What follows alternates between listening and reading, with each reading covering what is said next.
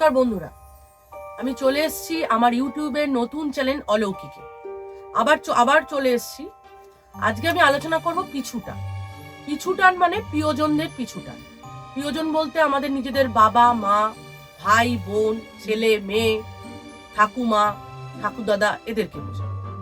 কিন্তু এরা মৃত্যুর পর এদেরকে আমরা কখনোই ভুলতে পারি না। কখনো ছবিতে মালা দিই, ধূপ চালাই, খাবার দাবার দিই, সব করি, সমস্ত কিছু করে আমরা কিছুতেই ভুলতে পারি না। আমরা প্রচন্ড কান্নাকাটি করি। সেই পিছুটালের ব্যাপারে আমরা আজকে আলোচনা করব। মানুষের জীবনে চিরন্তন সত্য হচ্ছে মৃত্যু। মৃত্যুর পর মানুষ দেহত্যাগ করে, কিন্তু মানুষের আত্মা যায় না। আগে আত্মার প্রথম এপিসোডে আমি আত্মার অস্তিত্ব সম্পর্কে যেটা বলেছিলাম সেটা একটু মনে করিয়ে দিই, যে আত্মা হচ্ছে অবনিশ্বর। আত্মাকে ভাঙা যায় না, আত্মাকে ক্ষয় করা যায় না, আত্মা কখনো ভেজে না। আত্মা কি করে? নতুন দেহে ধারণ করে।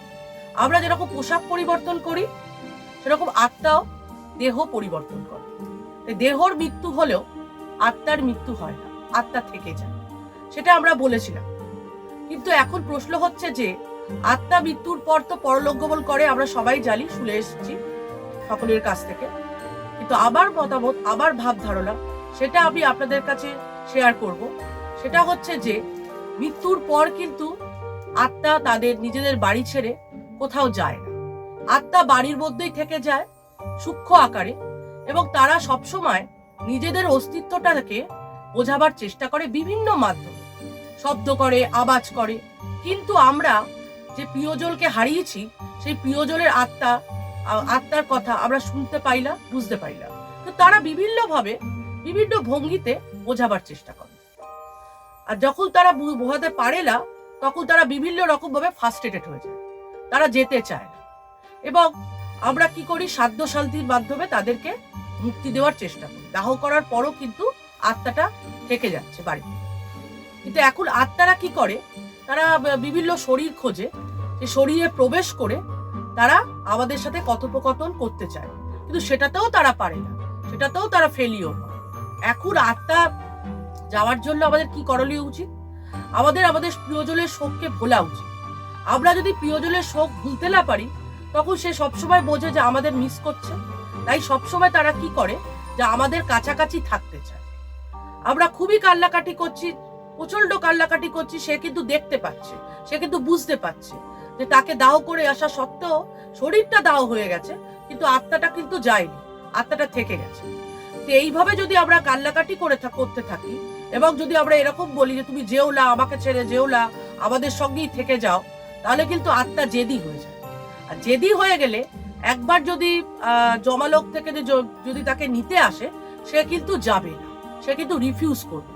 আর একবার যদি সে রিফিউজ করে, তাহলে সে যদি না যায়, তাহলে জমালয় থেকে তাকে কিন্তু কেউ আনতে আসে না।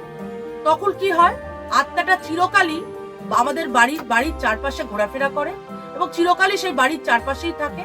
তার ফলে কি হয়? আত্মাটার যে নেগেটিভ অ্যাক্টিভিটি গুলো আছে, সেগুলো আমাদের বাড়ির মধ্যে, সেই বাড়িটাও নেগেটিভ হয়ে যায়। তাই জন্য সবসময় বলা হয় যে মানুষ যখন মারা গেছে, যেমন তাকে পুড়িয়ে দেওয়া হয়, তেমন তাকে ভোলার চেষ্টা করা উচিত, প্রিয়জনের শোককে ভোলা উচিত। আমরা যদি প্রিয়জনের শোক ভুলতে না পারি, তারা কিন্তু কোনোদিনই আমাদের ছেড়ে যাবে না, আত্মা থেকে যাবে, এবং আমাদের বাড়িতে একটা নেগেটিভ ভাইব হিসাবে কাজ করবে। বাড়িটা, গোটা গৃহ কিন্তু নেগেটিভ ভাবে ভরে যাবে। এবং আমি বলেছি যে নেগেটিভ অ্যাক্টিভিটি আগের বারেও আলোচনা করেছি, যে আত্মার অশুভ সংকেত কি কি, সেগুলোও বলে দিয়েছি। কিন্তু সেগুলো কিন্তু বাড়িতে দেখা যায়, বাড়ির চারপাশে কলহ, ঝগড়া ঝাঁটি এসব দেখা যায়। তাই আমাদের কি করা উচিত? গরুর পুরাণ অনুসারে বলা হয়েছে যে মানুষ মারা গেলে মানুষকে পিণ্ডদান করা উচিত, এবং তাকে সাধ্যশান্তি করা উচিত। সাধ্যশান্তির কাজের মাধ্যমে আমাদের আত্মার মুক্তি লাভ ঘটে, এবং অতি সহজেই আত্মা চলে যায়, পরলোক গমন করে। এটাই বক্তব্য, যে আপনারা কখনোই পিছুটাল রাখবেন না। পিছুটাল রাখলে কিন্তু খুবই মুশকিল, আত্মা কিন্তু যেতে চাইবে না, ফ্রাস্ট্রেটেড হয়ে যাবে, আত্মা কিন্তু চিরকালই থেকে যাবে। এটা কিন্তু ঠিক না। এটাই হচ্ছে আমাদের বক্তব্য। তাহলে আমার বক্তব্য আমি আজকে এখানে শেষ করলাম। পরবর্তী বক্তব্য নিয়ে আমি আবার ফিরে আসবো। আপনারা সকলে ভালো থাকবেন। নমস্কার।